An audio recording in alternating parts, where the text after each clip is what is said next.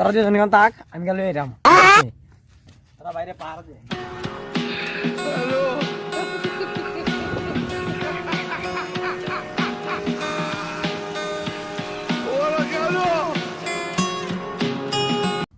I love you আমার বড় ভাইয়ের পক্ষ থেকে। আমারও বুড়া বেটা লাগতো না, আমার তোমারে লাগবো। আমার তো মনে হয় গাড়িটা দিকেই যাও না, জানো তো না আমরা খালি না।